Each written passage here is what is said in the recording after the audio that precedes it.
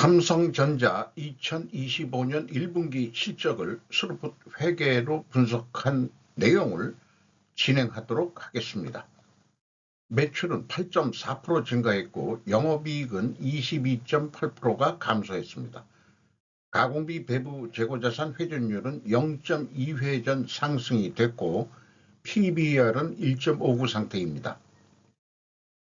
분석 결과 캐시플로우 재고자산 분식회계 개연성 의견을 냅니다.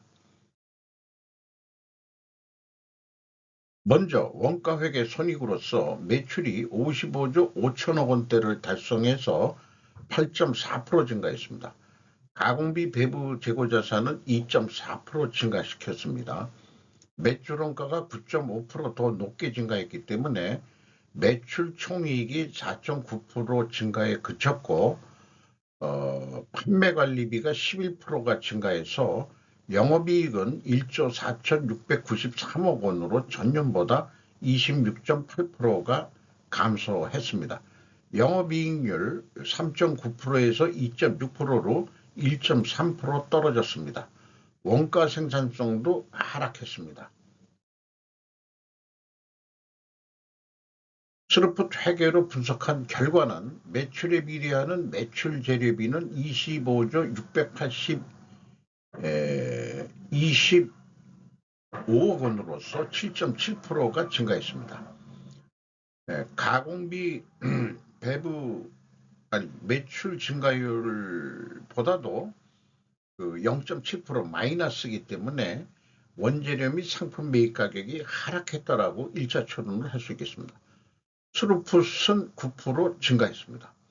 스루풋율은 0.3% 상승했습니다. 운영경비가 11% 증가해서 TOE 생산성은 1.04로서 0.02포인트가 하락했고 스루풋 영업이익은 1조 2,369억 원으로 원가회계 영업이익보다 무려 2,324억 원이 적은 수치입니다. 이것은 가공비 배부 재고자산이 증가했기 때문입니다. 재고자산 내역을 보면은 삼성전자는 제품 및 상품을 묶고 있습니다. 그리고 반제품 및 제공품도 묶어서 표현하고 있습니다. 이 두 계정 항목을 합친 가공비 배부 재고자산이 5,881억 원이 증가를 했습니다. 전년도보다는 적게 증가한 것은 바람직하다고 할 수 있겠습니다. 더 줄일 수 있었으면 더 좋았을 거예요. 재고자산 평가 증가맥이 가공비 배부 재고자산의 증가맥 비중과 맞먹는 수준이에요. 마이너스로 표현되면은 평가 손실이 낮다는 얘기거든요. 재고의 증감이 5,800억 원대인데 4,400억 원대가 평가 손실이나 또 플러스로 돼 있을 때는 환입을 잡는다고 그러는데요. 이런 일들을 계속 해야 되는지 저는 의구심이 계속 납니다. 이런 얘기는 재고자산 평가로 재고 증감에 영향을 미칠 수 있다는 의미이며 영업이익은 조정될 수 있다는 의미일 것입니다. 2024년 1분기는 환입을 2조 9천억이나 잡았고 2025년도 1분기는 손실을 4,444억 원, 죽을 사자가 4마리나 나오네요. 이런 일들을 꼭 해야 되는지 의아합니다. 이용의 성격적 분석 내용은 재고자산의 변동이 마이너스 5,882억 원이면 재고가 증가했다는 뜻이고요. 원부재료 사용 및 상품 매입액이면 표준적인 방법으로 표기했습니다. AB를 더한 MC 매출원가 재료비는 25조 4,500억이 되겠습니다. 8.5% 증가했고 운영경비는 11%가 증가했습니다.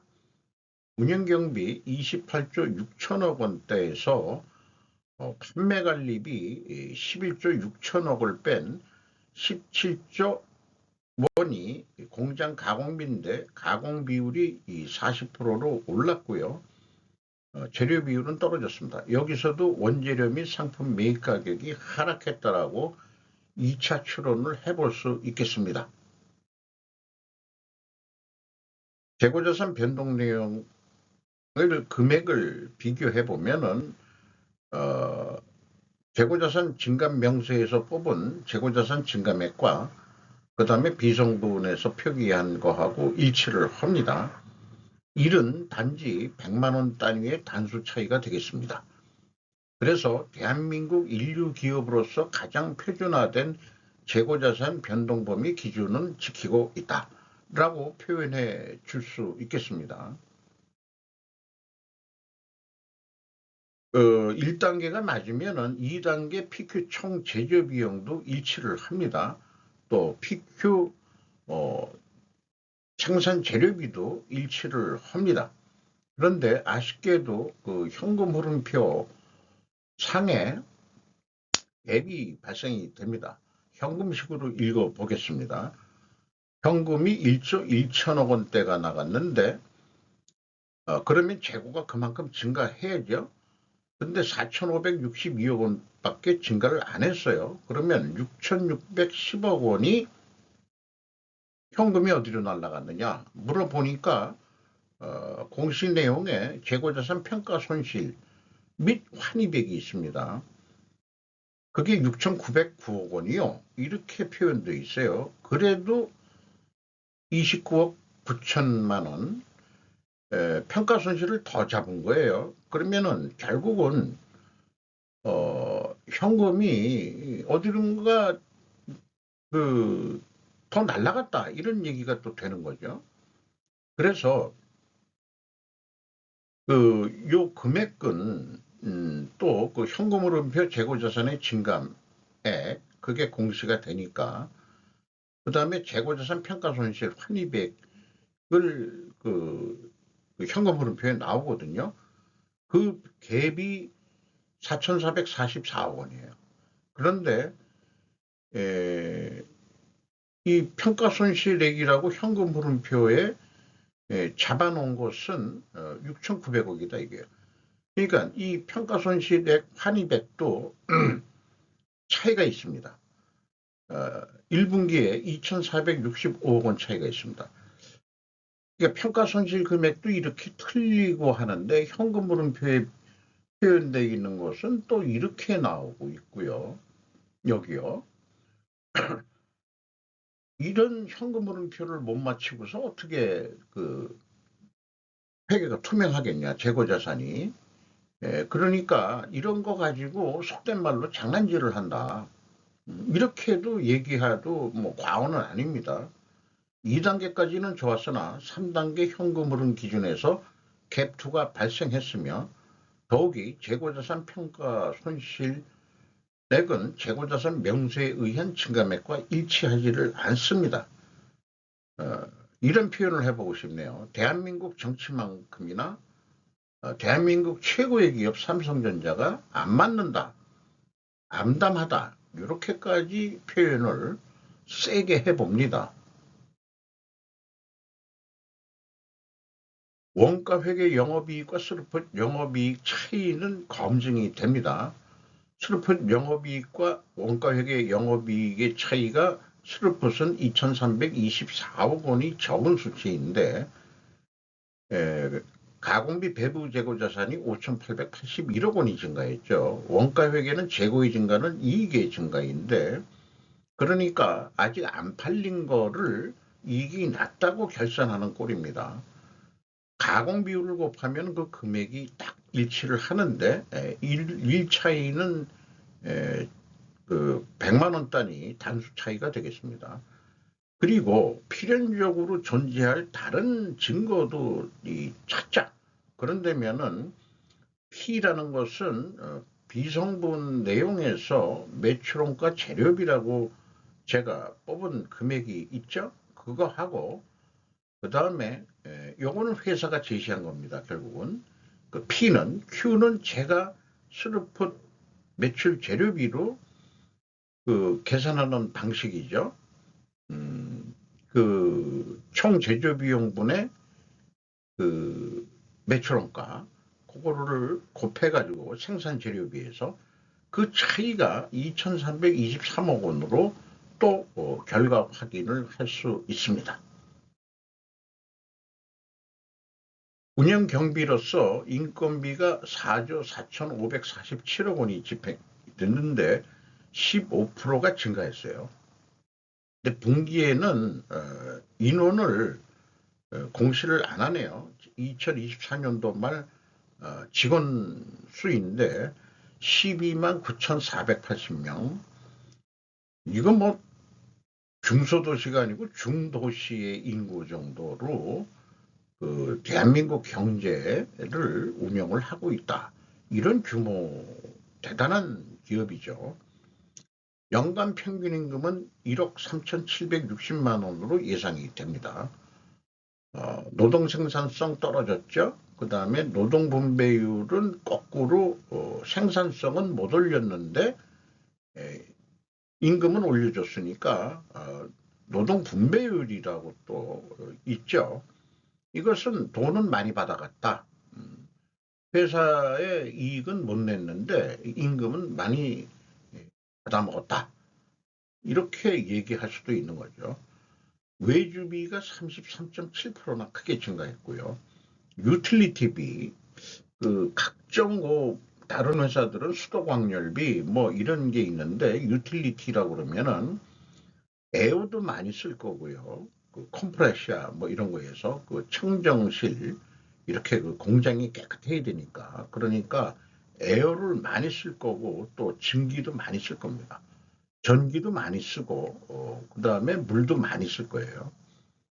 희석을 시키고 반도체 세척은 그 전자급 황산이라고 그 물로 씻는 게 아니고 황산으로 씻어냅니다.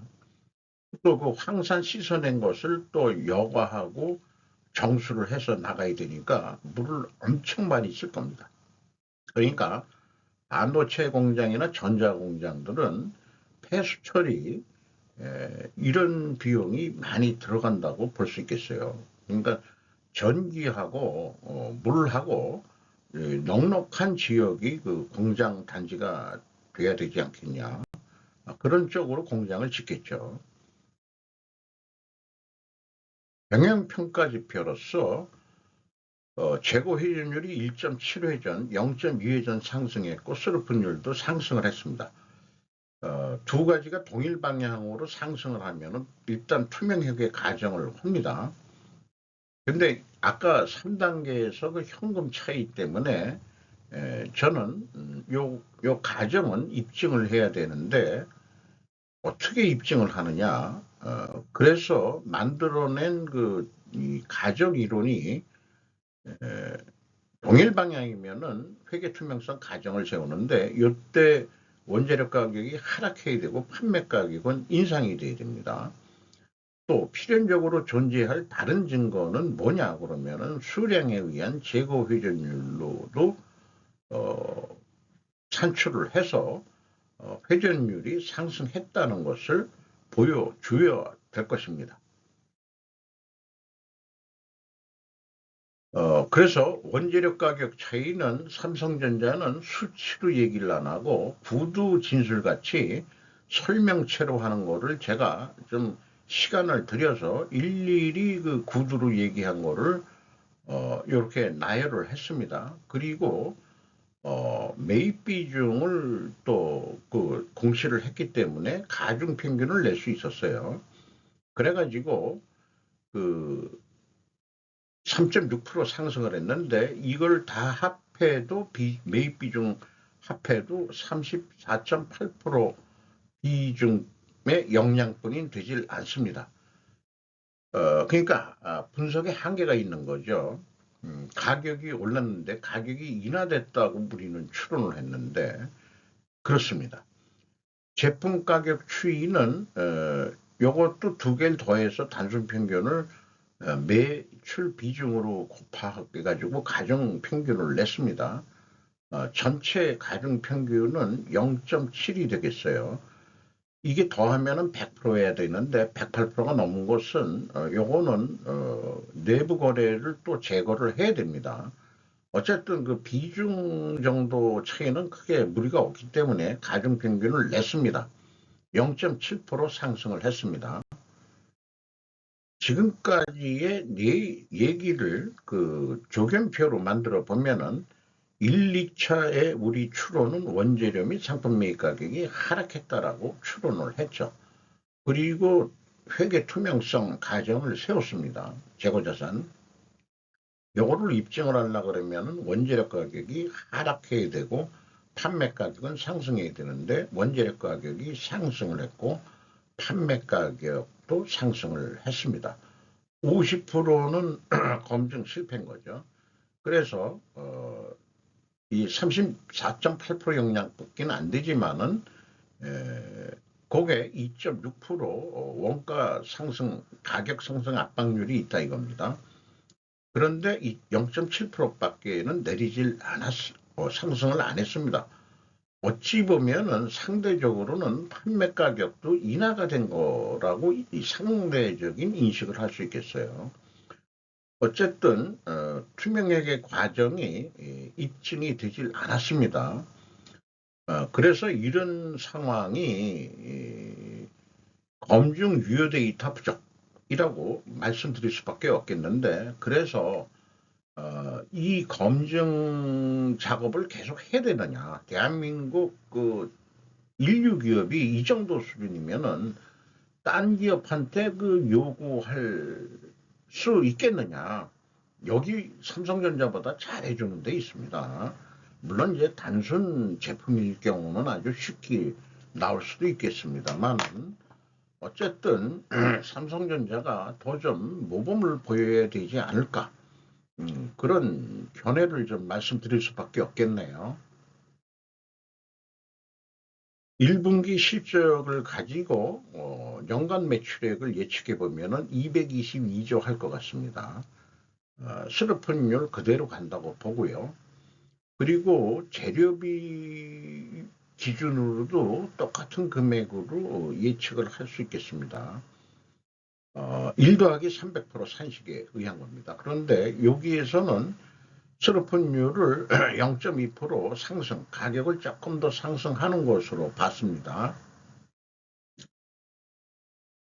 그렇게 해서 223조 정도 할 수 있겠다. 이렇게 이제 예측을 해보는 겁니다. 223조 3천억을 한다면은 200조라는 규모가 개인적으로는 그 돈의 크기를 저는 가늠할 수는 없어요. 뭐 1억 정도면은 감이 오는데 225조 하면은 감이 없습니다. 일반 사람들은. 우리나라 1년 예산이 670조인가 그렇죠.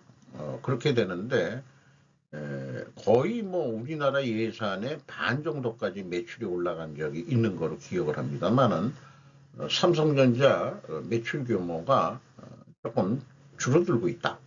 어쨌든 우리나라 예산의 3분의 1 정도의 매출을 일으키고 있다. 대단한 거죠. 220조가 계약이 매출이 일어난다는 게 223조. 그런데 재고회전율이 6.7회전 예상이 되는데 7회전까지 하면은 결과가 어떻게 되느냐? 233조 1천억대 매출이 일어날 수 있습니다. 운영경비가 좀 증가하더라도 영업이익은 8.8점까지 크게 상승시킬 수 있겠습니다. 판매 예측은 재고가 증가했을 때는 원가액의 영업이익보다 이익이 감소하게 나타나는 건 당연한 거고요. 판매 예가는 원가 회계보다 낮게 나오게 되어 있습니다. 이 판매 예가라고 표현한 것은 매출 예측액인데 납품업체 비율을 좀 해서 납품 단가라고 그 비율을 제가 좀 하는 의미에서 판매 예가라고 표현을 하고 있습니다. 주가는 56,000원으로서 그 5월 28일 날 겁니다. 좀 변했을지도 모르겠어요. 그 TBR이 1.59가 되겠습니다. 그 다음에 그 주주 내역은 5% 이상, 삼성생명보험이 8.6%, 국민연금이 7.25%, 블랙락본드라고 2019년 기준으로 했는데 그걸 갱신을 안 하네요. 5%, 삼성물산이 5% 가지고 있습니다. 외국인이 49.6%를 가지고 있습니다. 우리가 삼성전자주를 국민주라고 누가 말했는지 모르겠어요. 삼전주는 이게 액면 가격이 지금 132원으로 산출이 되는데 보통 100원이다 500원이다 이렇게 되는데 이게 이제 우선주 뭐 이런 것 때문에 이렇게 되는 것 같습니다. 그러나 저는 삼성전자주는 국민주라고 얘기할 수 없지 않느냐. 거의 50%를 외국 투자 자본들이 가지고 있는데 이게 어떻게 국민주냐 이런 얘기예요. 삼전주는 국민주가 아니고 외국주라고 말해야 옳지 않겠냐. 이런 아재 개그를 조금 좀 얘기해 보고 싶네요. 이상 마치도록 하겠고요. 나머지 자료들은 템플릿 성격으로서 필요할 때 다 그 활용을 하려고 분석 그 설명 자료로도 하고 있는 내용들입니다. 주식회계 개연성 가정 이론도 제가 좀 정리를 한 거고요. 그 다음에 그 칼 포퍼의 반중주의에 의해서 제가 검증을 하고 있다는 거 말씀을 드리는 거고요. 미중 전쟁을 스르프 회계와 원가 회계의 비교를 해본 겁니다. 우리는 둘 다 전체주의 같지만은 공산 국가자본주의는 토탈리타리아리즘이지만은 제가 얘기하는 전체주의는 홀리스틱이다.